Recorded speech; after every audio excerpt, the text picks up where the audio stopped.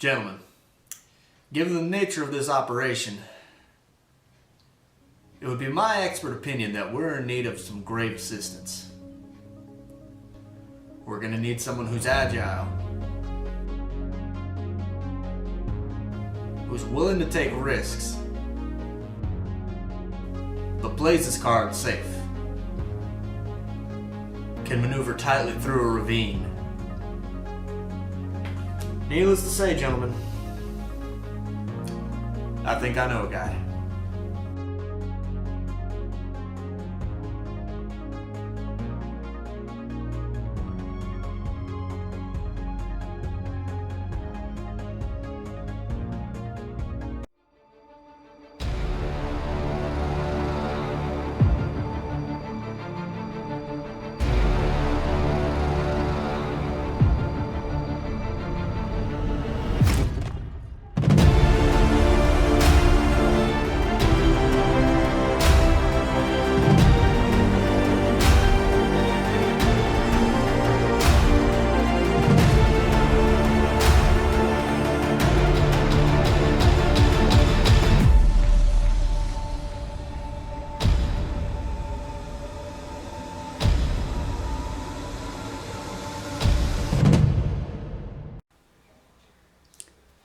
Episode 19.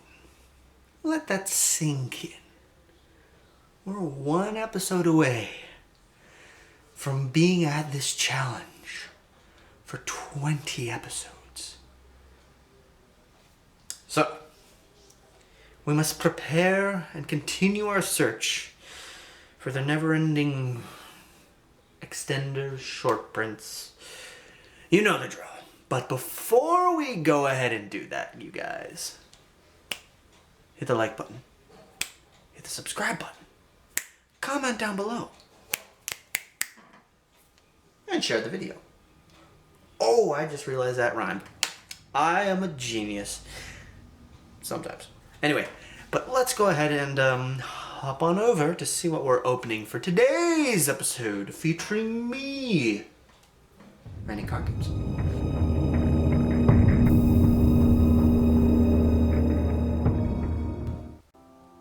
Hi. You're probably wondering, what is RCG doing on the floor? Well, I raise you another question. How is RCG doing on the floor? When is RCG doing on the floor? You see, the reason why I'm down here,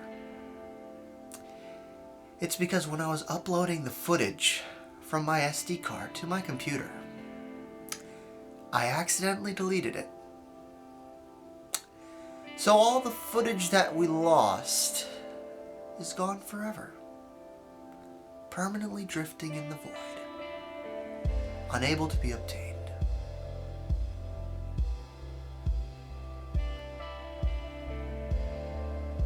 Now normally I would say, okay, if it was a bad opening, maybe I could fudge something, but no, I'm going to be honest. I lost the footage, and the pulls were good. And they're too good to pass up. Also, the packs were really hard to get. So, let's just go ahead and look at the deck. Okay, let's go ahead and yeah. I acknowledge I deleted the footage by accident, but there are some changes to the deck. You will notice we're short one Legionnaire and one Crusadia Draco, because in its place you will notice two Mist Valley Baby Roc. So yes, we opened up Hidden Arsenal 2, we had a full $40 worth of packs for it. And we pulled two of the super rare, because it's obviously they're super rares in the secret format, and yeah, I felt really bad when I deleted the footage, so it is what it is. And in the extra deck, we have modified it so that we have added in another Gator and another Crystal Wing. So this is to take advantage of the Baby Roc so that we can spam out Crystal Wings either through Zolkin or through Gator.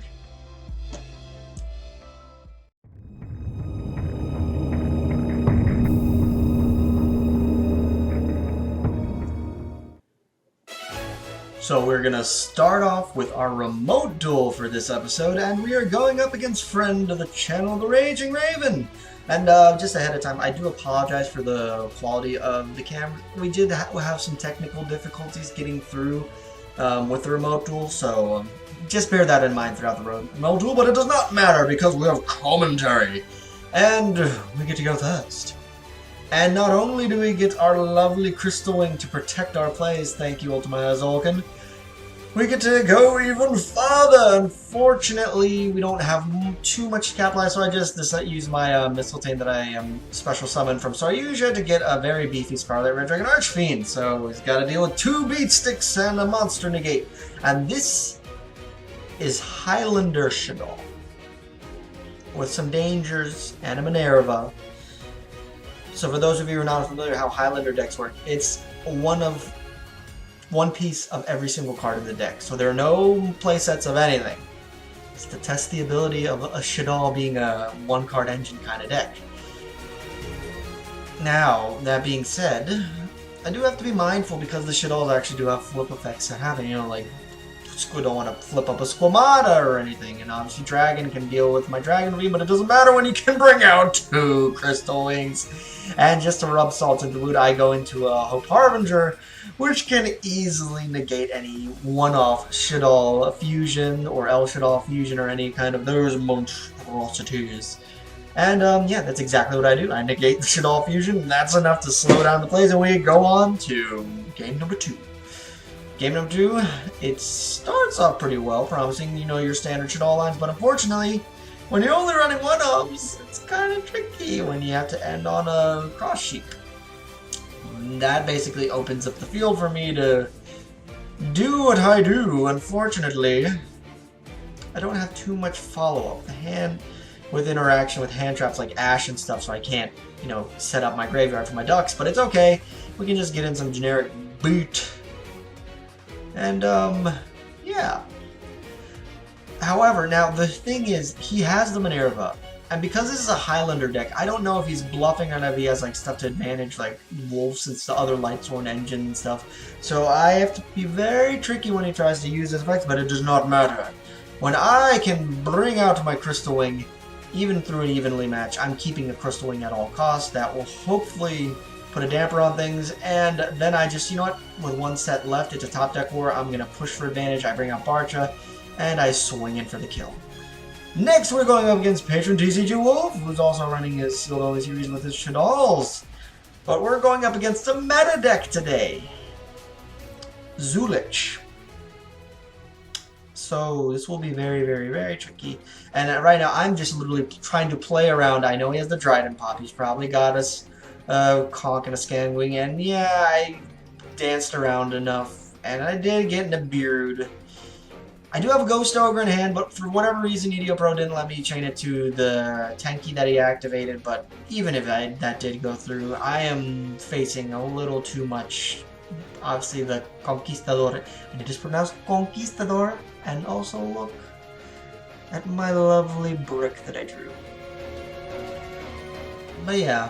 So the Conquistador just kills me off that first game. So game 2, we're going first. Unfortunately, yeah, I can't really do much. So he starts off with Dogmatica plays. This is Dogmatica Zulich, and I try to bait out the punishment, which I do luckily, and that also gets me protection engraved with Return of the Dragon Lords. But he does get a Fleur de Lis. It is not Fleur de Lis in French. It is pronounced Fleur de Lis. Yeah, anyway, but I can't push through that board. I needed that Gator to go in to get me into a Crystal Wing, and unfortunately it did not work. And then for the final match of today, we're 1-1, so all the marbles lie on this, and I brick. And we're going up against UAs, Ultra Athletes. Yeah, this is very tricky. He's got a negate on field, and then basically a pop with Player Manager destroys my field. I can't really get any field advantage on, and on top of my very, very bad bricky hand, Dispels Doom. But it's okay. We side up, we're going first this time, and we are planning to take full advantage of going first. We go into our Gator line, and luckily we can pitch the Baby Rock, which gives us a free Crystal Wing, which now can protect our Romulus line of plays, which gives us our access to our LP lines. But before we go into LP, we bring out the Barcher because Soul Charge is the thing, and we get out Hope Harbinger. Now, this is where obviously we need stuff like Heavenly Spheres and other like end board pieces so that we can clean up that board, but luckily Hope Harbinger is enough, and we, you know, swing in for damage even through a little misclick with Portal Sword. Now it all comes down to what did we rip off the top. We do rip off our Twin Twisters, which he does negate with his 8 perfect ace. And this is now tricky because now he has an unknown back row, which turns out to be the field wipe, which unfortunately misses the timing for me, so I can't get monsters out onto the field for myself. So we're in a top deck war, and I top deck the worst possible top deck. And unfortunately, a brick game 1. It's no seeing no sides in game 3. We take the L. So 1-2, but I do see the deck has very good lines that we can go into. I think Gator now having the ability to search the Baby Rocs, and it can give us more extenders, it can get us into free Crystal Wings. This is a very promising sign, but now there are some glaring holes. Obviously, we need more end board pieces, like a Heavenly Spheres or an Ascalon to help mop up when we're going second. But we're getting there. That's gonna do it. You know, I'm actually this is intriguing. Adding the second Crystal Wing was an interesting option, and I think I like it. Granted, moving further down the line, I think obviously one of them is going to come out because we've got some other targets on the horizon that we'd like to swap in, like an Ascalon, like a Heavenly Spheres, like a Borlode Savage Dragon, like a Pisty. Like, we've got other targets that we still want to add to the extra deck. But you know what? For the meantime, 2 Crystal Wings is a pretty gnarly, nasty, and amazing end board if we can get to it. But that being said, we move on to episode 20. I'm hopefully going to remember not to accidentally delete the footage this time around. But until then, I will see you in the next episode. RCG out.